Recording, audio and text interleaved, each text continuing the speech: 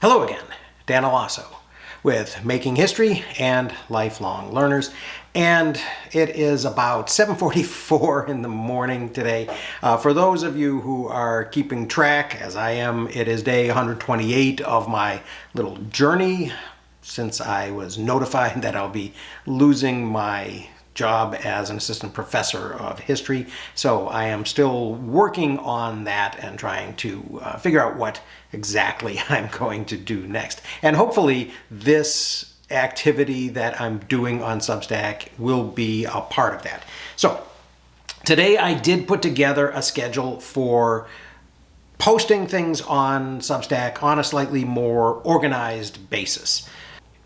And in the process of that, I asked myself, am I actually going to continue posting things to YouTube at all? I've had a YouTube channel for several years now. It has about 3,800 people who subscribe to it, and I don't know that many of them are really that interested in my stuff.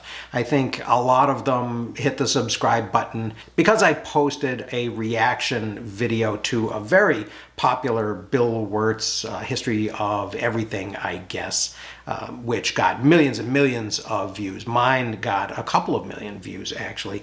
And it did drive a lot of subscription, but then I didn't continue. I didn't follow up with more videos, kind of comedy history videos like that. So I'm not sure that those people are really a natural audience for the stuff that I really want to be doing. So there are 3,800 people who subscribe to my channel. Not many are regularly watching my videos that I post. The top 5 videos for the last month have been my reaction to another video, the neo-slavery video, which got about 278 views. My video on Lahontan and Kandiaronk, which got 179, which actually I'm happy about. That one was original content that I made, not reaction. And it got an 8-minute average watch time, which means that if you average in for the people who stop after 15 seconds, that probably means many people watched the whole video.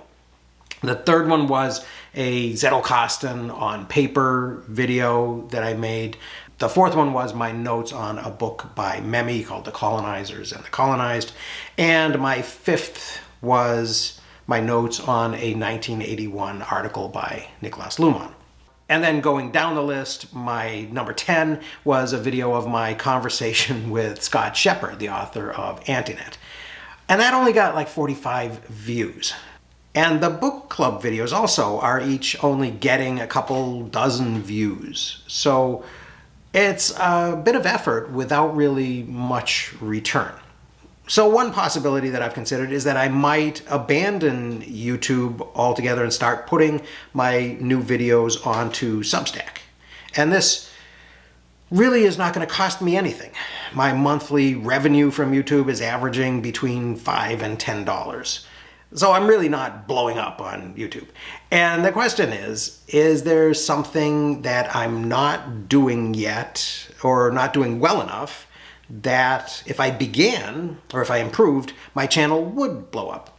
But then the next question for me that comes from that immediately is it something I would enjoy doing? Is it something I really want to be spending my time doing? It seems to me, based on the algorithms and based on what people go to YouTube for nowadays, it would probably involve ginning up some controversy. And I'm not sure that that is really the thing that I want to be doing as a historian or as an advocate of lifelong learning. And I'm not sure that that would be that great for my peace of mind, looking for things to object to and to fight over. So I don't think I want to do that. So then the next question is, would some of the followers who actually are interested in my stuff on YouTube follow me to Substack? Well, I'm notifying them in this video, which I'll post, so we'll see.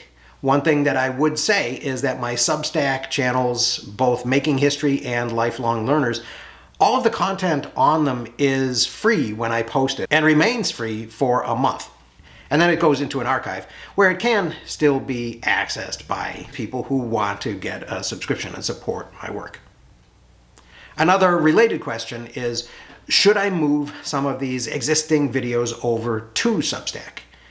Part of that, I suspect, involves whether or not people on Substack are going to welcome and accept podcast and video formats. There does seem to have been some pushback from a kind of a purist contingent on Substack who wish the platform would remain text-centric. And one thing about having my videos on Substack is that I could kind of put them in their own bucket, and they might actually enhance my platform a little bit. So ultimately, as I'm thinking about it, I guess the decision is really pretty simple. YouTube doesn't really buy me anything as far as I can tell. Substack videos ultimately may not either, but it seems like I should at least give it a try. So that's decided then. I'll begin by moving my book club videos to lifelong learners and maybe make a folder for them so they'll all be together. And then I'll put my note-making videos in the folder that already exists for note-making. And I'll move my history content to making history. And then I think I'll probably start removing it from YouTube. I suppose that an argument could be made that I ought to leave it up on YouTube, and I would consider that. But then to whatever extent people look at it, it kind of becomes an annuity for Google, which I don't really love. So I'm not going to do that. So in any case, those of you who are interested in seeing videos and looking through my existing content and then seeing new content from me, please consider subscribing to Making History and or to Lifelong Learners. Each of the subscriptions is free.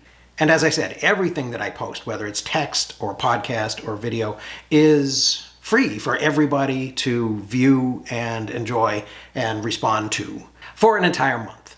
And I'm going to be continuing to post new content to both of those sites several times a week, if not actually daily. So I hope to see you there.